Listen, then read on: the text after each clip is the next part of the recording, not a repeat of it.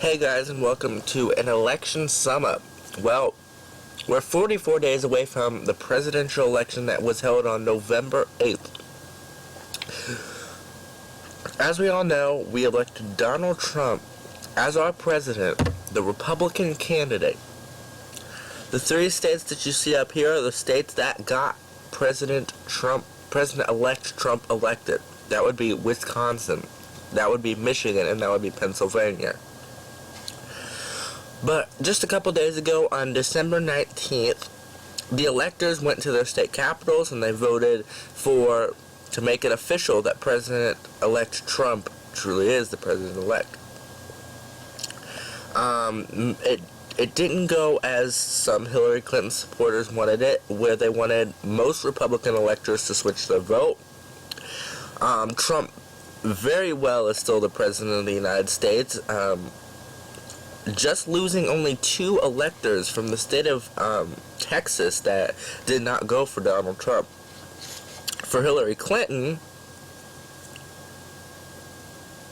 she comes out of this 5 electors from where she was on election night, whereas she lost 1 from Hawaii. She lost, of course, the congressional district in Maine, and she lost, get this, 4 electoral votes out of the state of Washington. So it definitely didn't go how Clinton supporters wanted it, as it turns out, because Clinton lost more electors than Trump did. But we did reach one limit, and that is this is the most faithless electors we have ever had in a presidential electoral college, whatever, but we had 7 faithless electors. 7 faithless electors. 7 electors that did not cast their vote for the candidate that their state voted for. Now, for those of you out there who don't know what the Electoral College is, it's a very complicated system, and I'm going to explain it just briefly here. The Electoral College is a group of people that you elect when you go to the polls. So you're thinking, what? I go to the polls and I mark Hillary Clinton or Donald Trump. Well, when you mark one of those candidates, you're actually voting for state electors.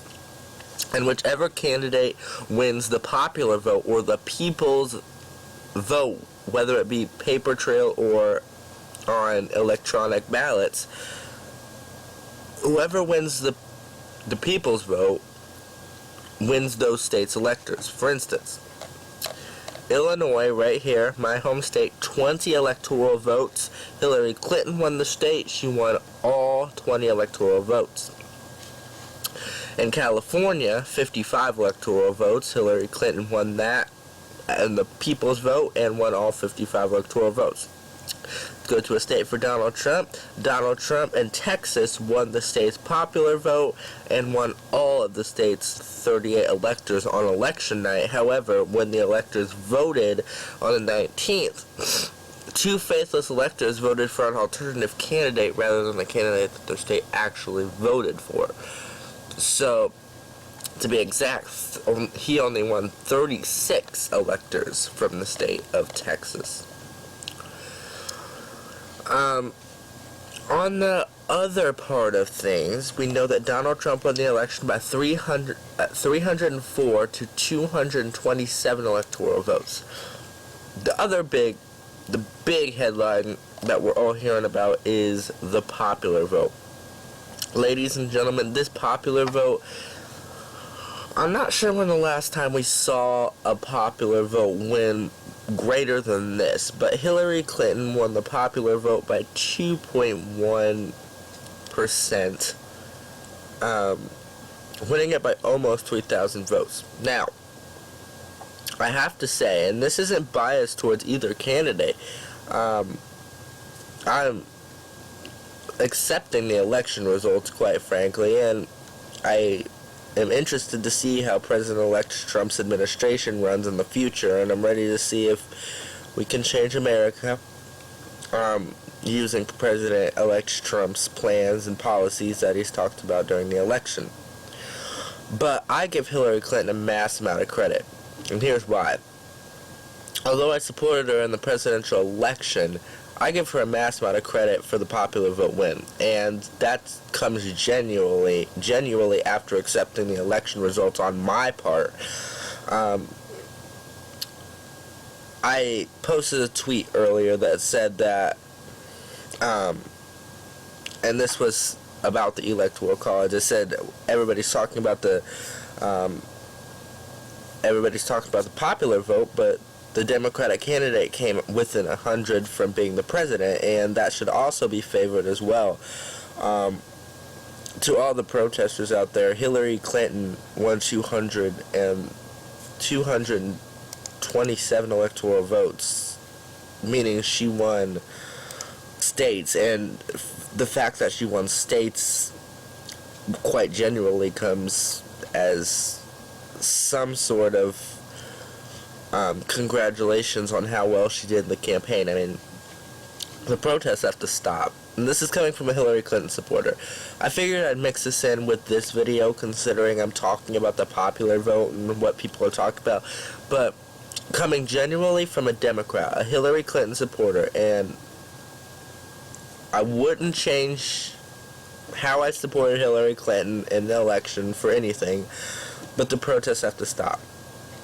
This man right here, Donald J. Trump, is going to become our president on January 20th.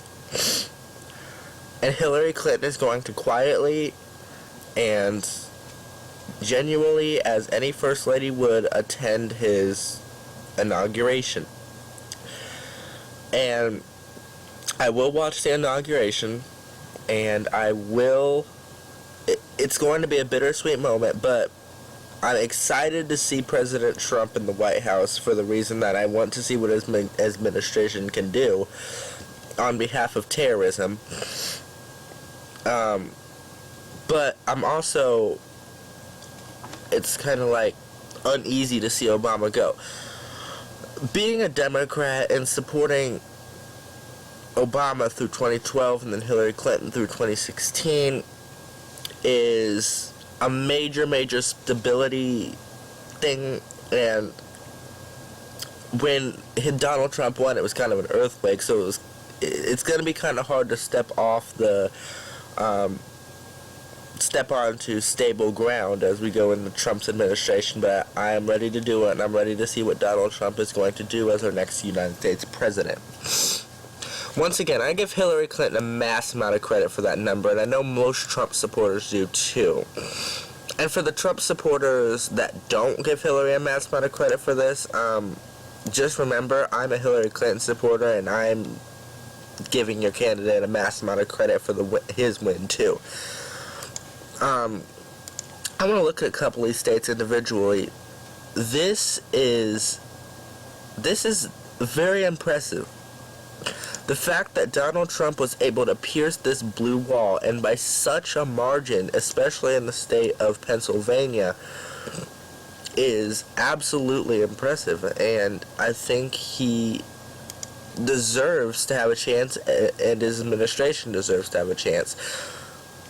He says some things I disagree with, and I'm not going to deny that. He says some really off-the-wall crap that really, quite frankly, upsets me every once in a while, but Donald Trump won this election.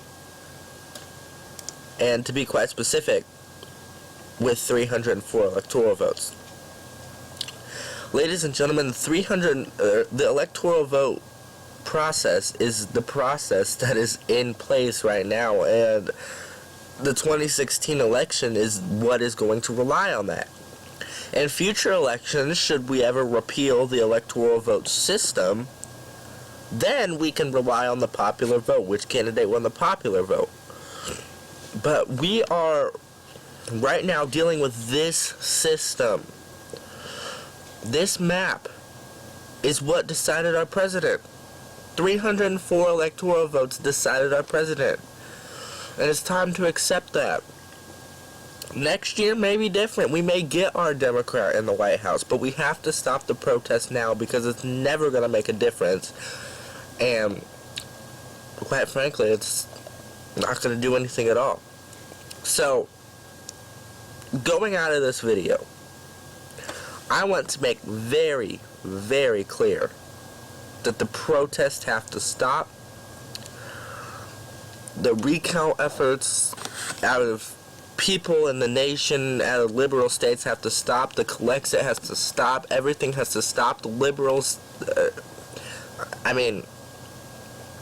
liberals who are uproaring over Trump's victory, it has to stop. We could be, and not out of disrespect to Donald Trump and his supporters, but we could literally be going into World War III. And I think it would help the Trump administration and the United States government, especially if we didn't have side protest. And it's just as simple as that.